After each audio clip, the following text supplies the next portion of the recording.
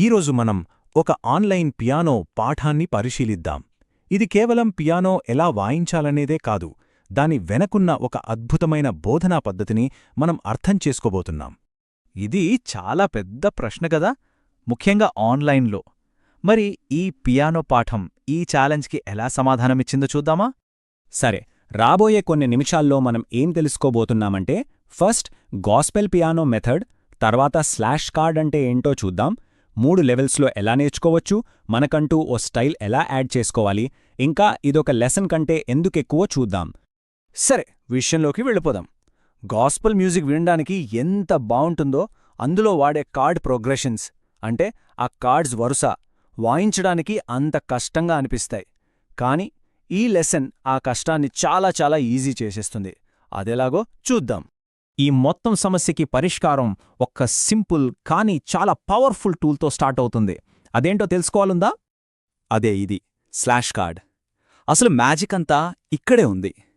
పాటల్ని సులభంగా నేర్చుకోటానికి ఇదే మన సీక్రెట్ కీ అన్నమాట. అయితే ఈ స్లాష్ కార్డ్ అంటే ఏంటి? చాలా సింపుల్.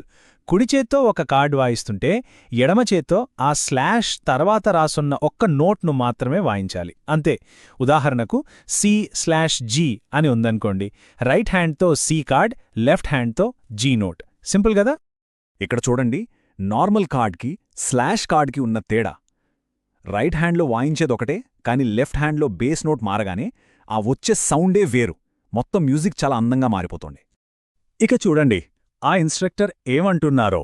ఈ స్లాష్ కార్డ్స్ వాడటం వల్ల మన లెఫ్ట్ హ్యాండ్లో నోట్స్ ఇలా C, B, A, G అంటూ ఒక అందమైన పద్ధతిలో కిందికి వెళ్తున్నట్లు అనిపిస్తుంది. ఆ ఫీల్ అద్భుతంగా ఉంటుంది. ఇప్పుడు మరో ఇంట్రెస్టింగ్ విషయం.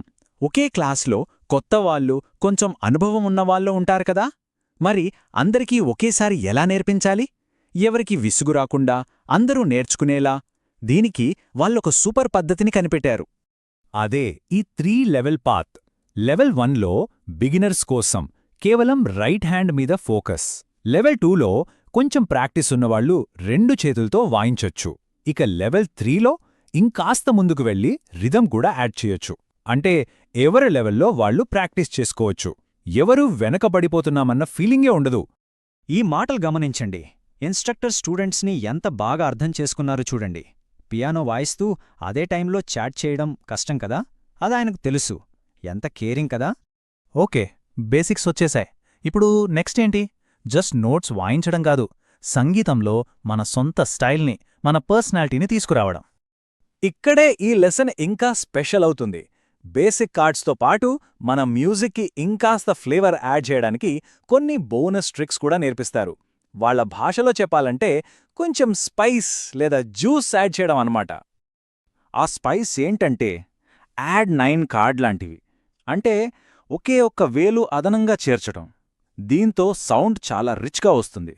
లేదా పెడల్ వాడటం. దానివల్ల సౌండ్ చాలా స్మూత్గా, సిల్కీగా ఉంటుంది. ఇంకా రోలింగ్ కార్డ్స్ అంటే నోట్స్ అన్నీ ఒకేసారి కాకుండా ఒకదాని తర్వాత ఒకటి వాయించటం. ఇలాంటివి. ఇక్కడ వినండి, అది చాలా రుచిగా ఉందే అంటున్నారు. సంగీతాన్ని రుచితో పోల్చడం ఎంత బాగుంది కదా. కొంతమందికి వంటలో వెల్లుల్లి ఎక్కువ ఇష్టం, కొందరికి తక్కువ. అలాగే ఈ మ్యూజికల్ మసాలాలు కూడా ఎవరికి నచ్చినంత వాళ్లు వాడుకోవచ్చు.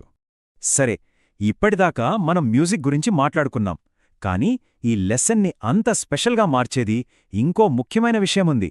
అదే కమ్యూనిటీ ఫీలింగ్. ఇక్కడ ఎవ్వరూ ఒంటరిగా నేర్చుకోవట్లేదు. అందరూ కలిసి లైవ్లో ఒకరికొకరు సపోర్ట్ చేసుకుంటూ నేర్చుకుంటున్నారు. ఈ ఇంటరాక్షన్ చాలా ముఖ్యం. ఇక్కడ చూడండి, లైవ్లో Q&A సెషన్స్, పెడల్ వాడుతున్నారా అని అడగటం, ఇంకా చార్మైన్ అనే స్టూడెంట్ వర్క్ స్టేషన్ ఎంత నీట్గా ఉందో అని మెచ్చుకోవటం. ఇలాంటివి కెనడా, USA, సింగపూర్, జమైకా ఇలా ప్రపంచం నలుమూలల నుంచి అందరూ ఒకే చోట నేర్చుకుంటున్నారు. సో ఫైనల్గా చూస్తే ఈ మొత్తం టీచింగ్ మెథడ్ ఒక పిరమిడ్ లాంటిది. కింద పునాదిలాగా ఒక సింపుల్ ఐడియా, అదే స్లాష్ కార్డ్. దానిపైన వేరువేరు స్కిల్ లెవెల్స్ కోసం స్టెప్స్. ఆ పైన మన క్రియేటివిటీ, మన స్పైస్. వీటన్నిటినీ కలిపి పట్టుకునేది ఆ లైఫ్ కమ్యూనిటీ. మరి ఈ పియానో పాఠం నుండి మనం నేర్చుకున్న ఈ పద్ధతులు కేవలం సంగీతానికేనా, లేక వేరే ఏదైనా కొత్త స్కిల్ నేర్చుకోటానికి కూడా ఉపయోగపడతాయా? అది ఒక కొత్త భాష కావచ్చు, కోడింగ్ కావచ్చు లేదా వంట కావచ్చు. ఏమంటారు? ఈ మోడల్ ఆన్లైన్ ఎడ్యుకేషన్ భవిష్యత్తు గురించి మనకేం చెబుతోంది? ఒకసారి ఆలోచించండి.